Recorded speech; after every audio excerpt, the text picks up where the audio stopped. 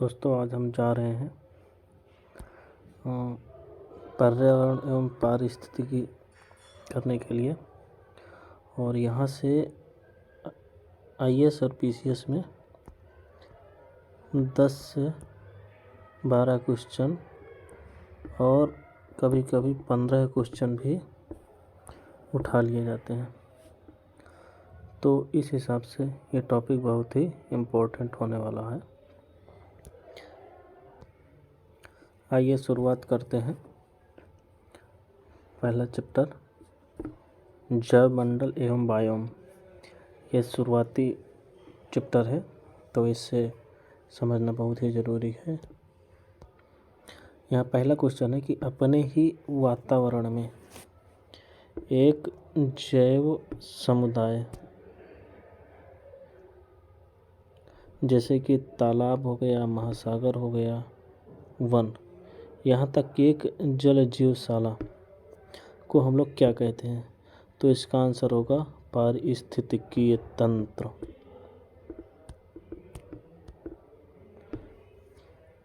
पारिस्थितिकीय तंत्र प्रकृति की एक तरह से हम इसे फंक्शनल इकाई कह सकते हैं, जिसे क्रियात्मक यूनिट कहते हैं।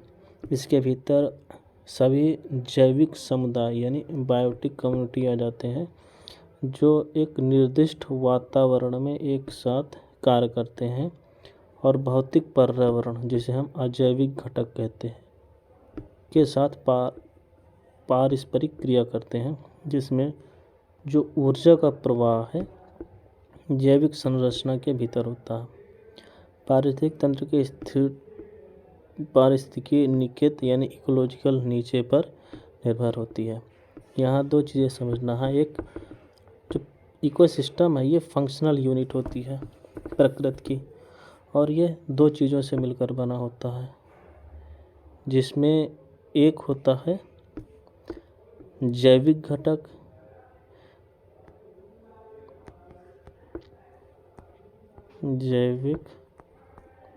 घटक, और दूसरा होता है अजैविक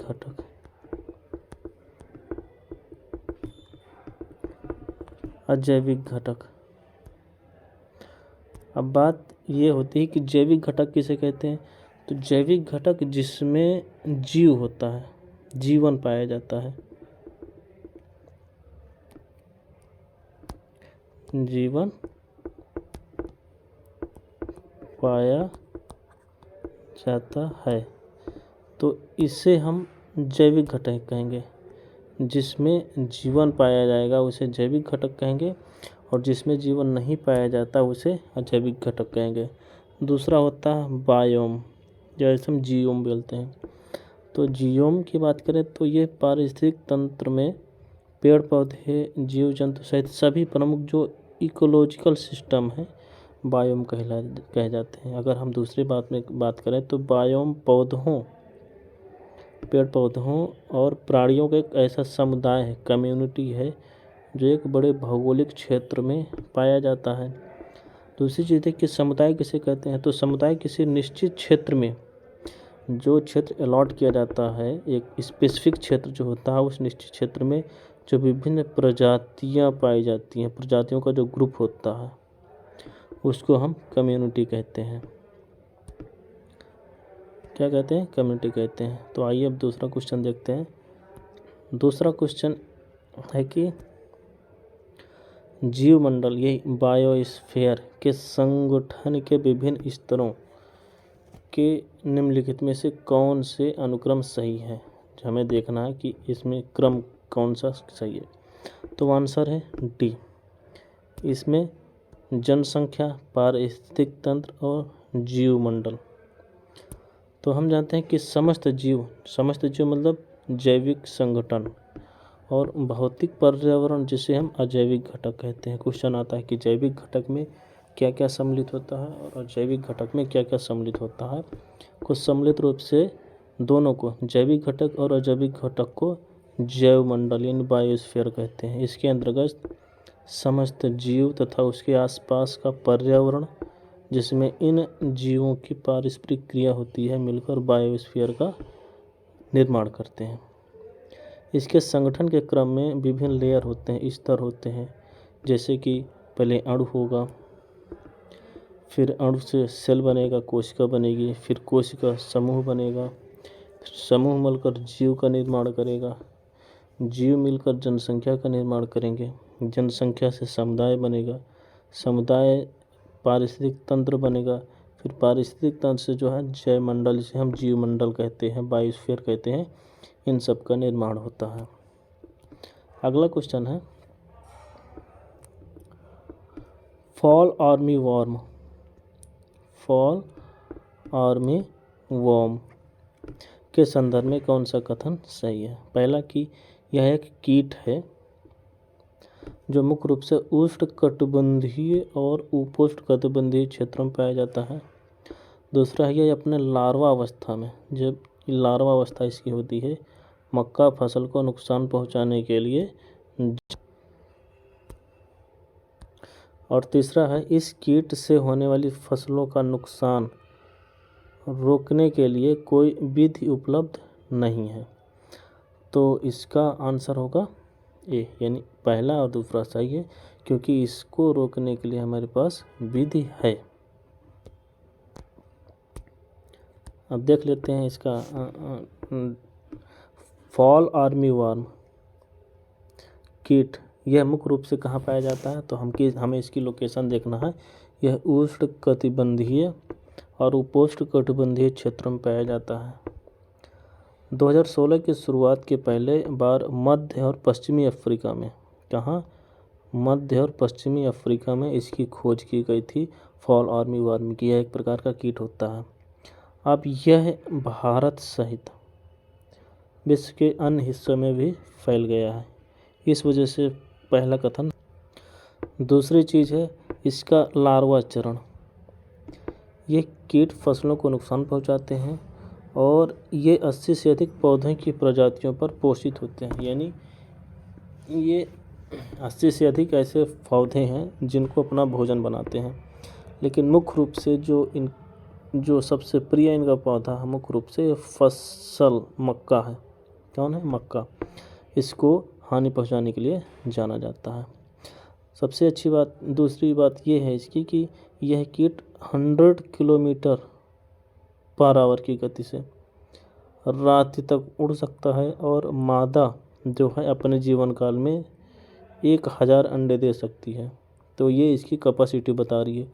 जहाँ कहीं भी जाते हैं उस फसल को कम्प्लीटली नष्ट कर देते हैं। तीसरी चीज़ आती है कि इसके नियंत्रण कैसे किया जाए। तो कीट पर नियंत्रण के लिए सर्वाधिक लोकप्रिय तरीकों को आनुवांशिकी संवर्धित, जैसे हम जेनेटिकली मॉडिफाइड करते हैं, फसलों और जीएम क्रॉप्स एंड कीटनाशकों का उपयोग किया जा सकता है। लेकिन कुछ आर्मी वर्म कीटों ने इन युक्तियों के संबंध में भी प्रतिरोध विकसित कर लिया। कहने मतलब यह है कि इन आर्मी जो कीट हैं, इस कीट को कंट्रोल करने के लिए जो सबसे अच्छा तरीका है वह जेनेटिक मॉडिफाई फसल को उगाना है। लेकिन कुछ जो आर्मी वर्म कीट है ना, इसके अगेंस्ट भी रेजिस्टेंस पैदा कर लिए हैं। ठीक है, और ये फसलों को नुकसान पहुंचा रहे हैं। लेकिन कुछ आर्मी जो आर्मी वर्म है को मारने के अन्य तरीके भी उपस्थित हैं, लेकिन उन्हें अब हमारे पास सिर्फ जेनेटिकली मॉडिफाई प्रोसेस नहीं है, इसके अलावा भी हमारे पास अन्य तरीके हैं। लेकिन ये तरीके जो है लागत, जो इन तरीकों को अपनाने की जो कॉस्ट है वो बहुत हाई है। यह एक सबसे बड़ी समस्या बनी हुई है इन कीटों से निपट। अगला क्वेश्चन देखते हैं कि निम्नलिखित में कौन सा कथन असत्य है। हमें सत्य नहीं देखना, असत्य देखना। पहला क्वेश्चन है कि जो प्रमुख प्रजातियां हैं जिन्हें हम की स्टोन स्पीसीज कहते हैं, किसी जीव समुदाय में प्रचुरता तथा जीव भार की अल्पता के बावजूद समुदाय अभिलक्षण पर अपना प्रभाव दर्शाती हैं। दूसरा चीज़ है कि पायनियर जाति नग्न जमीन को अतिक्रमित करती हैं और इसकी वृद्धि दर तथा जीवन अधिक होती है। तो प्रारंभिक प्रजाति, इसको हम अभी डिस्क्राइब कर रहे हैं, तो इसमें जो कथन है वो दूसरा गलत है। यहाँ जो पायनियर जाति है इसकी वृद्धि की बात करता है, यानी पायनियर वृद्धि अधिक परंतु जीवन अवधि कम होती है, इसकी बात। तो हम जानते हैं कि पायनियर जीव क्या होता है। एक शब्द आता है अनुकूलन।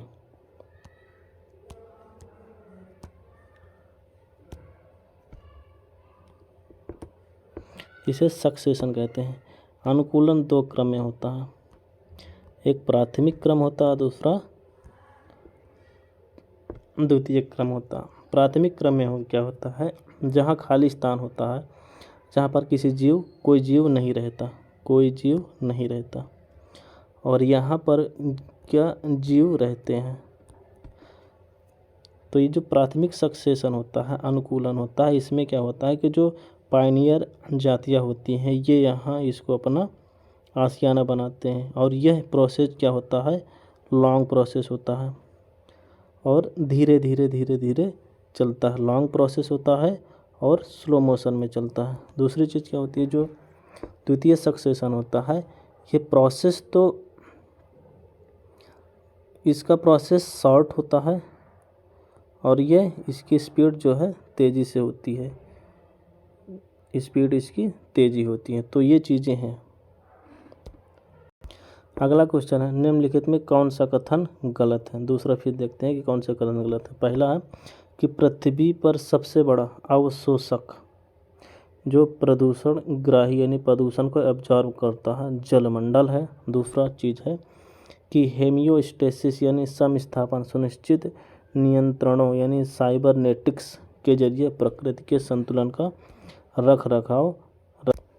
तीसरा है जलमंडल का अर्थ संपूर्ण स्थलमंडल, जलमंडल और वायुमंडल होता है, ये भी सही है। ये गलत है। और चौथा है कि क्लोराइड की अधिकता के कारण होने वाली फ्लोरोसिस रोग राजस्थान और गुजरात में सर्वाधिक मात्रा में पाया जाता। हमें देखना था कौन सा कथन असत्य है, तो इसमें कथन सी असत्य है, यानी जलमंडल का अर्थ संपूर्ण स्थलमंडल, जलमंडल और वायुमंडल नहीं होता। देखते हैं, जलमंडल भू रासायनिक मॉडल के 4 पृथक घटकों में से एक है। अन्य 3 में बात करते हैं कि स्थलमंडल है, दूसरा जलमंडल है और तीसरा वायुमंडल है। जो जलमंडल के साथ साथ अन्योन्य क्रिया करते हैं। जलमंडल सभी पारितंत्र का वैश्विक योग है और वैश्विक पारिस्थितिक तंत्र होता है। यह कार्बनिक पदार्थों का एक पतला स्तर धारण करता है जिसके अंतर्गत पृथ्वी के सभी जीव जंतु आ जाते हैं। जलमंडल को हम ऐसे समझ सकते हैं, जो हमारे 3 मंडल हैं।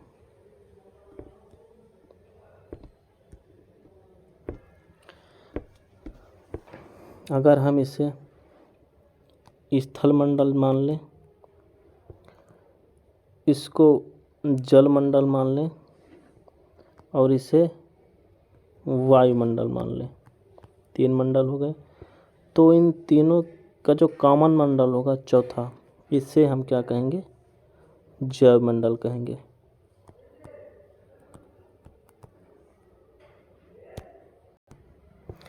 और इस जलमंडल के अंतर्गत पृथ्वी में जितने भी जीवित जंतु हैं सभी जीवित जंतु आ जाएंगे।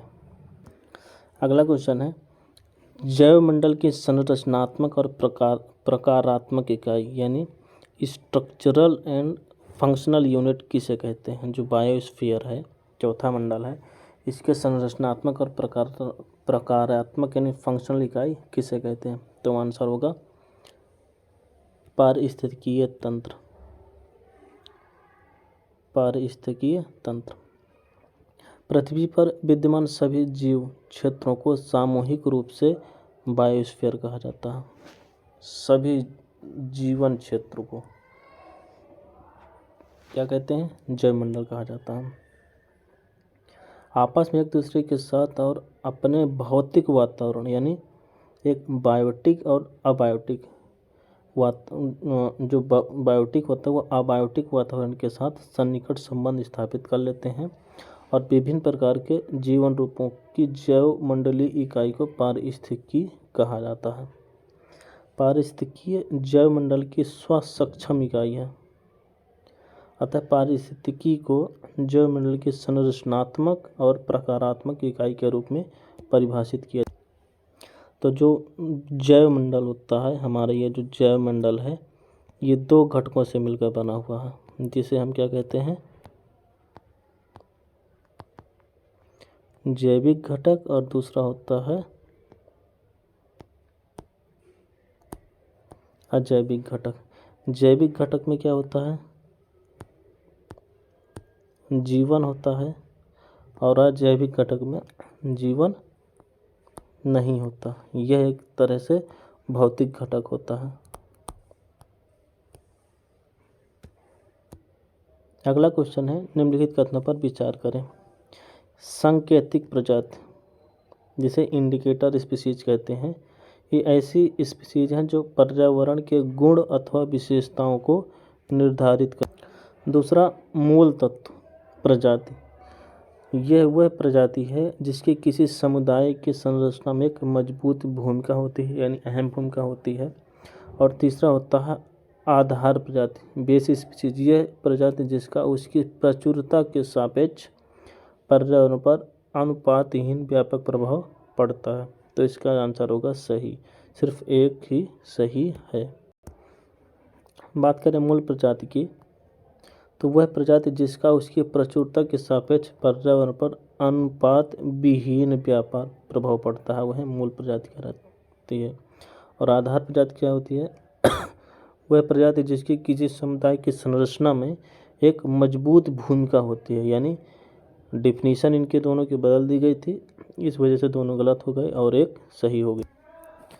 अगला क्वेश्चन है कि बायोम को, जहाँ यहाँ कुछ बायोम दिए गए हैं और इस बायोम को भूमध्य रेखा से ध्रुव की ओर व्यवस्थित करना है। भूमध्य रेखा से ध्रुव की ओर व्यवस्थित करना है। तो ये जो हमारा पृथ्वी है ये भूमध्य रेखा है और ये ध्रुव है। तो हमें भूमध्य रेखा से ध्रुव की ओर बढ़ते हुए प्रजातियों को देखना। पहला है सवाना, दूसरा प्रेयरी, तीसरा टुंड्रा और चौथा टाइगा। तो इसका आंसर होगा सी। इसी क्रम से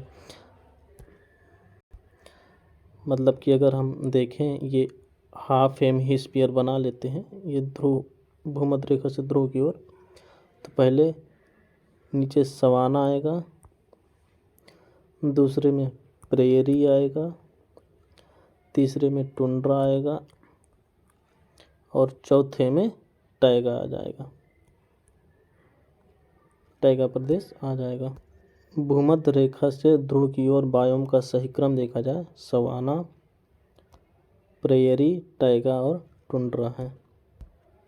अगला क्वेश्चन है कि कौन जैव समुदाय की स्थिरता की विशेषताएं, यानी जो हमारे बायो कम्युनिटी है, जैव समुदाय को स्थिर बनाए रखती है, उसकी विशेषताएं क्या क्या है। पहला है उत्पादकता में वर्ष दर वर्ष स्थिरता होनी चाहिए, यानी जो इनकी प्रोडक्टिविटी है वर्ष दर वर्ष स्थिर होना चाहिए। दूसरा, समय समय पर आने वाली बाधाओं के लिए प्रतिरोधकता या लचीलापन होना चाहिए, ये भी सही है। और तीसरा, जो इस विदेशी प्रजातियां, जो आक्रामक प्रजातियां होती हैं कि आक्रमण का प्रतिरोध होना चाहिए, तो ये भी सही है। जैव समुदाय की स्थिरता की विशेषताओं की अगर हम बात करें, तो यह एक स्थिर समुदाय की उत्पादकता में वर्ष दर वर्ष अंतर अधिक नहीं होना चाहिए, यानी उत्पादकता स्थिर होना चाहिए। दूसरा, इसे समय समय पर आने वाली प्राकृतिक या मानव निर्मित जो बाधाएं हैं इनको रोकने वाला होना चाहिए, अर्थात उन्हें प्रतिरोधकता या फिर लचीलापन होना चाहिए। और तीसरी विशेषता है, इसे विदेशी प्रजातियों जो आक्रामक प्रजाति कहलाते हैं, इन्हें आक्रमण को रोकने वाला भी होना चाहिए। अगला क्वेश्चन है कि ये कुछ कथन दिया हुआ है और हमें देखना है कि ये किसके बारे में बात कर रहा है। पहला, यह बहुत संकरा या बहुत चौड़ा हो सकता है। दूसरी चीज़ है, दो चीज़ें, या तो संकरा होगा या चौड़ा होगा। दूसरा, इसमें संलग्न पारिस्थितिकीय तंत्र एवं इकोसिस्टम की दशाएं मध्यवर्ती होती हैं। और तीसरा यह रैखिक होता है यानी लीनियर होता है, क्योंकि इसमें एक आवयक समुदाय के प्रजाति कंपोनेंट में क्रमिक वृद्धि देखी जाती है और साथ साथ समीपस्थ जो समीप के अन्य निर्गामी समुदाय के प्रजाति में भी कमी देखी। तो ये कथन किसके बारे में बात करता है? ये कथन बात करता है संक्रमिका, जिसे हम इकोटोन कहते हैं। संक्रमिका इकोटोन के बारे में बात कर। अब समझते हैं इकोटोन क्या होता है। अगर सिंपल भाषा में समझी जाए तो इकोटोन दो बायोस्फीयर को मिलाने वाला एक सीमा क्षेत्र होता है। जैसे कि एक बायोस्फीयर ये है और दूसरा बायोस्फीयर ये है।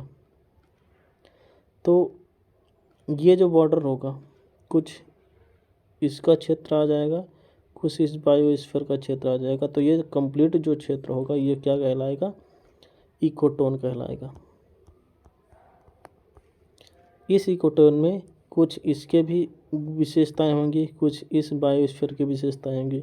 मतलब कि एक ऐसा क्षेत्र है जहां दोनों स्फीयर जो बायोस्फीयर है, जैव मंडल है, उसकी विशेषताएं, उसकी प्रजातियां, फ्लोरा एंड फौना सब पाए जाते हैं।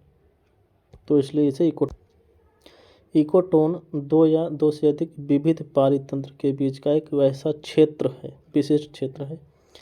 यह वह स्थान है जहां दो समुदाय मिलकर एकीकृत हो जाते हैं, जैसे मैंग्रोव वन समुद्री और स्थलीय पारितंत्र के बीच एक संक्रमिका इकोटोन को दर्शाते हैं। इसकी अगर विशेषताओं की बात करें तो यह बहुत संकरा हो सकता है, जैसे कि घास भूमि और वन के बीच का क्षेत्र होता है, या फिर बहुत चौड़ा हो सकता है, जैसे कि वन या मरुस्थल के बीच का क्षेत्र होता है। इनमें संलग्न पारिस्थितिकीय, इनमें जो लगे हुए पारिस्थितिकीय तंत्र हैं यानी इकोसिस्टम है की दशाएं मध्यवर्ती होती है। मतलब कि दोनों जो इकोसिस्टम होते हैं उनके बीच की मध्यवर्ती होती है और इस वजह से यह एक तनाव का क्षेत्र बना रहता है। दूसरी चीज़ है यह रैखिक होता है, मतलब कि लीनियर होता है, क्योंकि इसमें एक आवक समुदाय के प्रजाति संगठक में क्रमिक वृद्धि देखी जाती है और साथ ही साथ जो समीप के अन्य निर्गामी समुदाय हैं उनके प्रजातियों में कमी देखी जाती है। यह एक सुविकसित संघ इकोटोन में कुछ ऐसे जीव पाए जाते हैं जो समीप के समुदाय से बिल्कुल भिन्न होते हैं। दूसरी चीज़ हम अब एक कोर इफेक्ट होता है जिसे एज इफेक्ट कहते हैं, कोर प्रभाव। दो पर्यावासों की सीमा, जो दो पर्यावास होते हैं, जो जैसे जंगल के दो वास हैं जैव मंडल के, तो यहाँ इसकी सीमा पर समुदाय या समष्टि में जनसंख्या नंबर की संरचनाओं में होने वाली परिवर्तन को प्रदर्शित करता है। दो पर्यावासों की सीमा के समुदाय में, यानी जो ये पर्यावास है और एक ये पर्यावास है, इनके बीच की ये जो सीमा है इसमें जो भी परिवर्तन होता है उसे हम कोर प्रभाव कहते हैं, एज इफेक्ट कहते हैं। दूसरा निकेत होता है, नीचे कहते हैं, यानी यह किसी प्रजाति के उसके पर्यावास हैबिटाट या परितंत्र इकोसिस्टम में विशिष्ट फंक्शनल भूमिका निभाता है और स्थान को रेफरेंस करता है। यानी निकेत ऐसा होता है जिसमें कोई प्रजाति रहती है, वास करती है और उसकी ये फंक्शनल भूमिका निभाता है। दूसरा चीज़ होता है होम रेंज, गृह पराग जिसे कहते हैं होम रेंज। होम रेंज एक ऐसा क्षेत्र होता है जहां कोई जीव दैनिक या आवधिक आधार पर निवास करता है और विचरण। फिर इकोटोन से एक क्वेश्चन है कि इकोटोन ऐसा अवस्थान्तर क्षेत्र है जहां दो प्राणी समुदाय मिलते हैं और एकीकृत हो जाते हैं। तो ये सही है, अभी हमने पढ़ा। दूसरा, संक्रमिका इकोटोन हमेशा एक चौड़ा क्षेत्र होता है, ये हमेशा कह रहा है। अभी हमने पढ़ा था कि चौड़ा भी हो सकता है और संकरा भी हो सकता है, तो ये गलत हो जाएगा। तीसरा है इकोक्लाइनिक, एक इकोसिस्टम से दूसरे इकोसिस्टम में क्रमिक स्थापन है और दोनों के बीच कोई स्पष्ट सीमा निर्धारित नहीं है, तो ये भी सही है। समझते हैं कि संक्रमिका यानी जो इकोटोन होता है अक्सर इकोलाइन से जुड़ी होती है, जिसका अर्थ है एक भौतिक स्थापन क्षेत्र। कई बार इकोक्लाइन और इकोटोन अर्थात इकोटोन में अंतर स्पष्ट नहीं हो पाता। कभी कभी ऐसा होता है कि जो इकोलाइन होता है और इकोटोन होता है, इसमें अंतर नहीं समझ में आता। एक इकोक्लाइन रासायनिक रूप से, यानी इसकी हम पीएच वैल्यू या लवणता अंतर देखने पर, या दो पारे तंत्रों के बीच सूक्ष्मता से किसी इकोटोन की शुरुआत कर सकता है। इस वजह से कथन एक सही है। दूसरा, जो इकोटोन होगा पतली और चौड़ी दोनों हो सकती है, और क्वेश्चन में सिर्फ चौड़ी होने की बात कह रहा था। तीसरा है इकोक्लाइन पर्यावरण का भौतिक रासायनिक परिवर्तन रूप है। जो इकोक्लाइन होता है वो पर्यावरण का भौतिक और रासायनिक यानी फिजिकल केमिकल चेंजेज होता है, जो जीवन और किसी प्रजाति की उपस्थित या अनुपस्थित पर निर्भर करता है। एक इकोक्लाइन थर्मोक्लाइन, कीमोक्लाइन, हेक्सोक्लाइन या पाइनोक्लाइन हो सकता है। अगला क्वेश्चन है उष्णकटिबंधीय सवाना बायोम। उष्णकटिबंधीय सवाना बायोम के बारे में बात कर रहा है। पहला कह रहा है इसमें एक सुस्पष्ट आर्द्र और शुष्क अवधि होती है। जो टाइम पीरियड है ये एक स्पष्ट होता है और आर्द्र और शुष्क अवधि होती है। दूसरा, इसमें C4 प्रकाश संश्लेषण की क्षमता वाली घास प्रजातियों की प्रचुरता होती है। ये भी सी ठीक है, क्योंकि यहाँ सूर्य की किरणें हमेशा पड़ती रहती हैं। और तीसरा, यहाँ घासों की जड़ प्रणाली सुविकसित होती है। तो ये भी सही है, मतलब कि तीनों सही हैं। उष्णकटिबंधीय सवाना बायोम में एक स्पष्ट आर्द्र व शुष्क अवधि मिलती है। यहाँ की मिट्टी में नमी विचलन के प्रभाव, आग, मिट्टी के पोषक तत्व और शाकाहारी जंतुओं के द्वारा संशोधित होती है। यहाँ C4 यानी कार्बन प्रकार की घासें प्रचुर मात्रा में मिलती हैं, जो मिट्टी में थोड़ी बहुत नमी के साथ उच्च स्तरीय प्राथमिकता उत्पादक को बनाए रखती है। यहाँ की उत्पादकता यानी प्रोडक्टिविटी कितनी होती है? उच्च होती है। प्रोडक्टिविटी यहाँ की उच्च होती है। और यहाँ घास प्रणाली सुविकसित होती है तथा गहराई तक प्रविष्ट होती है, यानी इनकी घास जो प्रणाली सुविकसित होती है और ज़मीन में बहुत अंदर तक धंसे हो। अगला क्वेश्चन है मरुस्थलीय जीवों के संदर्भ में। तो हम मरुस्थलीय जीवों के बारे में जानते हैं। पहला कि अधिकतर मरुस्थल दोनों उत्तरी या दक्षिणी गोलार्धों में कर्क व मकर रेखा के आसपास पाए जाते हैं। तो ये सही है, क्योंकि यह नॉर्थ और साउथ जो हेमिस्फीयर है, जिसमें कर्क रेखा और मकर रेखा इन दोनों के आसपास पाए जाते हैं। दूसरा, मरुस्थलीय जीवों की प्रोडक्टिविटी सबसे कम होती है। क्वेश्चन आता है तो ये सबसे कम है, ये भी सही है। लेकिन अधिकतम क्षेत्रफल आच्छादित रहता है, ये भी आंसर सही है। दूसरा, जो मरुद्भिद यानी मरुस्थल में जो भी फ्लोरा एंड फौना होते हैं, झाड़ियाँ या अल्प विकसित प्रकार की वनस्पतियों की प्रधानता होती है, ये भी सही है। मरुस्थल एक ऐसा क्षेत्र है जहाँ वर्षा की प्राप्ति की तुलना में वाष्पोत्सर्जन अधिक होता है। मतलब कि यहाँ बारिश कम होती है लेकिन वाष्पोत्सर्जन अधिक होता है। मरुस्थलीय जीवों कहते हैं। अधिकतर मरुस्थल जो है दोनों गोलार्धों, जिसमें उत्तरी और दक्षिणी गोलार्धों में कर्क रेखा व मकर रेखा के आसपास पाए जाते हैं। मरुस्थलीय जीवों की जो प्रोडक्टिविटी है वो निम्न होती है, यानी कि कम होती है, लेकिन इनके अंतर्गत अधिकतम क्षेत्रफल होता है। जो क्षेत्रफल होता है, एरिया होता है, वो अधिक होता है और प्रोडक्टिविटी कम होती है। ये इसका नकारात्मक विशेषता है। और वनस्पतियाँ अधिकतर अल्पकालिक होती हैं, छोटी वनस्पतियाँ होती हैं, पानी कम होता है, वाष्पोत्सर्जन अधिक होता है, मरुद्भिद या झाड़ियों के प्रकार की हो सकती हैं। यहाँ थोड़ा सा हम कर्क रेखा और मकर रेखा के बारे में देख लेते हैं। ये हमारा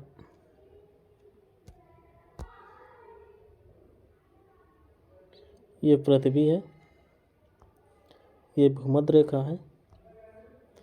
ऊपर का 23.5 डिग्री और नीचे का 23.5 डिग्री, ये नॉर्थ है और ये साउथ है।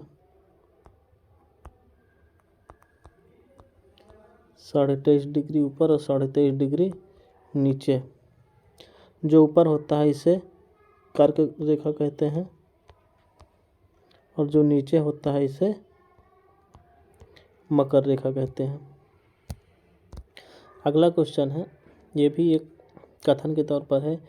कह रहा वे जातियां जो किसी समुदाय में प्रचुरता तथा जैव भार की अल्पता के बावजूद सामुदायिक अभिलक्षण पर अपना प्रभाव दर्शाती हैं कीस्टोन कहलाती हैं। दूसरा, कीस्टोन प्रजातियां अन्य जातियों की आनुपातिक प्रचुरता को नियंत्रित करने में महत्वपूर्ण भूमिका निभाती है। तीसरा है, उष्णकटिबंधीय वर्षा वनों में क्रांतिक जातियां क्रिटिकल स्पीशीज बहुतायत में पाई जाती हैं, क्योंकि अधिकतर वनस्पतियों का परागण बीज व फूल के निक्षेपण पर निर्भर। तो तीनों सही हैं। इसकी बात कर लेते हैं। कीस्टोन प्रजातियां किसी समुदाय में प्रचुरता और प्रचुर मात्रा में होती हैं और जो इनका जैव भार होता है जिसे हम बायोमास कहते हैं, इनकी अल्पता होती है। इसके साथ साथ यह सामुदायिक अभिलक्षण पर अपना प्रभाव प्रदर्शित करती है और ये प्रजातियां अन्य जातियों की आनुपातिक प्रचुरता को नियंत्रित करती है। उष्णकटिबंधीय वर्षा वनों में क्रांतिक जातियां अधिक मात्रा में पाई जाती हैं, क्योंकि ज़्यादातर वनस्पतियों का परागण बीज व फलों के निक्षेपण के द्वारा। फिर आया कोर प्रभाव क्षेत्र, जिसे हम एज इफेक्ट एरिया कहते हैं। इसमें विविधता के कारणों के संदर्भ में निम्नलिखित कथनों पर विचार करना है। दोनों जो कोर प्रभाव क्षेत्र है, दोनों क्षेत्रों के संसाधनों का एक ही स्थान पर पाया जाना, यानी दोनों जो क्षेत्र के रिसोर्सेज हैं वो कोर प्रभाव पे ही पाए जाते हैं। दूसरा चीज़ की है वायु, तापमान, आर्द्रता, वायु हो गया, तापमान हो गया, आर्द्रता हो गया, मृदा की नमी हो गई, प्रकाश तीव्रता आदि कोर क्षेत्र पर परिवर्तित होती हैं। ये भी सही है। और तीसरा है कि कोर क्षेत्र की विविधता सूक्ष्म जलवायु का निर्माण कर सकती है। इनकी जो विविधता है वो सूक्ष्म जलवायु का निर्माण कर सकती है और एक विशेष प्रकार की प्रजातियों को समर्थन दे सकती है। मतलब कि यहाँ एक विशेष प्रकार की प्रजातियाँ अपना हैबिटाट बना सकते। तो तीनों कथन जो है कोर प्रभाव के बारे में सही है। अभी हमने पढ़ा था कि जो दो बायोस्फीयर होते हैं, इनके बीच का जो क्षेत्र होता है जहाँ पर दोनों की विशेषताएं पाई जाती हैं, उसे क्या कहते हैं? कोर प्रभाव कहते हैं। बहुत ही सुंदर क्वेश्चन आया है पादपों में पोषण के संदर्भ में। पहला है कि कुछ पादप अपना पोषण के लिए अन्य पादपों द्वारा निर्मित खाद्य पर निर्भर होते हैं। ये सही है। दूसरा कह रहा, अन्य पादपों द्वारा निर्मित खाद्य पदार्थों पर निर्भर रहने वाले पादप पोषी विषमपोषी होते हैं। क्या कहते हैं? विषमपोषी होता, तो विषमपोषी नहीं होता, परपोषी बोल सकते हैं। दूसरा जो घटपर्णी, ये एक प्रकार का पौधा है, वो परपोषी पादप है, दूसरे पर निर्भर रहता नहीं, यह खुद पे ही निर्भर रहता है, दूसरे पर कुछ पादप अपना पोषण के लिए अन्य पादपों द्वारा निर्मित खाद्य पदार्थों पर निर्भर रहते हैं। ये विषमपोषी प्रणाली का उपयोग करते हैं, जिसमें अमरबेल हो गया, इसी प्रकार का पादप है। इनमें क्लोरोफिल नहीं पाया जाता। अगर क्लोरोफिल नहीं पाया जाएगा तो प्रकाश संश्लेषण नहीं करेगा, प्रकाश संश्लेषण नहीं करेगा तो इनका भोजन नहीं बनेगा, इसलिए यह दूसरों पर निर्भर रहते हैं और यह अपना भोजन उस पादप से प्राप्त करते हैं जिस पर यह आरोहित होते हैं। ये पादप जिन पादों पर आरोहित होते हैं वे पादप विषमपोषी पादप कहलाते हैं। कौन विषमपोषी पादप कहलाते हैं?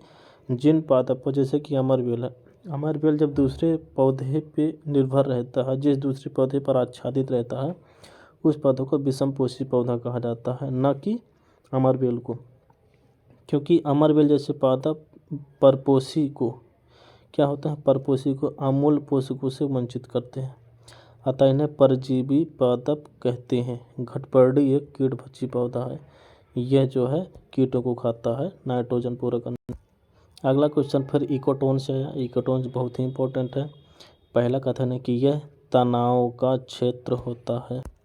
दूसरा, यह जैव विविधता से समृद्ध होता है, यानी बायोडाइवर्सिटी में धनी होता है। दूसरा, इकोटोन एक पारिस्थितिकी तंत्र में विशिष्ट कार्यात्मक भूमिका निभाता है। विशिष्ट कार्यात्मक भूमिका, इसमें सिर्फ कार्यात्मक भूमिका की बात की गई है, इसमें कार्यात्मक और संरचनात्मक दोनों प्रकार की भूमिका निभाता है, इसलिए आंसर बी सही होगा। इकोटोन की बात कर लेते हैं, जिसको हम पहले भी पढ़ चुके हैं। यह दो या दो से अधिक पारिस्थितिकी तंत्र के मध्य का एक संक्रमण क्षेत्र है, अतः ये तनाव का क्षेत्र होता है। दूसरा, दो या दो से अधिक पारिस्थितिकी तंत्र का संक्रमण क्षेत्र होने से यहाँ जैव विविधता यानी बायोडाइवर्सिटी अधिक पाई जाती है। तीसरा, यह पारिस्थितिकी निकेत यानी नीचे को परिभाषित करता है। यह एक प्रजाति को उत्तरजीविता के लिए जिन जैविक यानी बायोटिक, अबायोटिक, जैविक, भौतिक और रासायनिक कारकों की जरूरत होती है, उन सबको सम्मिलित रूप से निकेत कहते हैं। अगला क्वेश्चन है, एक वर्गीकी दिया हुआ है, इसको हम पद सोपान के अनुसार रखना है। तो पहले स्पीशीज होगी, दूसरा फिर वंश आएगा, तीसरे में परिवार आएगा और चौथे में अनुक्रम आएगा। अगला क्वेश्चन है, एक पर्यावास कोई जो हैबिटाट है कि दो प्रजातियों का निकेत समान हो सकता है।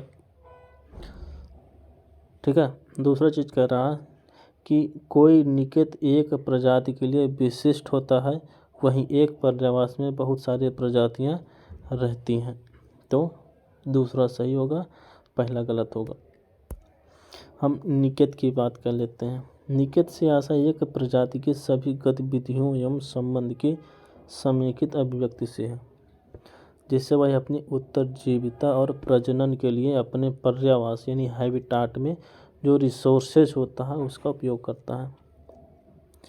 कोई निकेत एक प्रजाति के लिए विशिष्ट होता है, वहीं अगर एक पर्यावास की बात की जाए तो यहाँ बहुत सारी प्रजातियाँ रहती हैं। एक पर्यावास की दो प्रजातियों का निकेत समान नहीं हो सकता। अगर कोई एक पर्यावास है, वहाँ दो प्रजातियाँ हैं, तो उनके लिए जो नीचे है निकेत है समान नहीं रह सकता। इसका कारण यह है कि यदि दो प्रजातियाँ एक ही निकेत में रहती हैं तो वे एक दूसरे से संघर्ष करती रहेंगी जब तक कि इनमें से कोई एक वहाँ से हट नहीं जाता। उदाहरण के लिए, कीटों के विभिन्न प्रजातियों की बड़ी संख्या एक ही पौधे के कीट को हो सकती है, लेकिन वे सभी एक साथ रह सकते हैं जब वे उसी पौधे के अलग अलग भाग में पोषण प्राप्त कर। कहने का मतलब ये है कि निकेत और पर्यावास दो अलग अलग चीज़ें हैं। एक तो निकेट हो गया, दूसरा पर्यावास हो गया। समझते हैं कि जैसे ये हमारा कोई पेड़ है, ठीक है, इस पर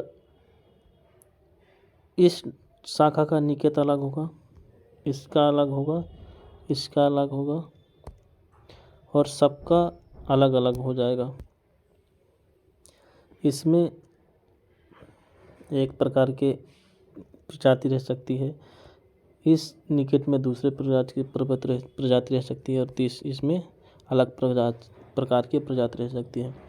इसमें हैबिटाट एक है, लेकिन एक प्रजाति के लिए जो निकेत है, मतलब कि उसके फलने फूलने रहने की जो विशिष्ट एटमॉस्फेयर है, जो उसकी विशेषताएं हैं, ये एक ही जगह पाई जाती हैं। इस वजह से ये एक ही निकेत में रहती हैं। दूसरी प्रजाति दूसरे निकेत में रहती है। एक ही वातावरण में दो से अधिक प्रजातियां रह सकती हैं, लेकिन इनमें कॉन्फ्लिक्ट तब आता है जब दो प्रजातियां एक निकेत में आ जाती हैं। तो ये तब तक संघर्ष करते हैं जब तक कि एक समाप्त नहीं हो जाता या दूसरा हट नहीं जाता। तो आज के लिए बस इतना ही।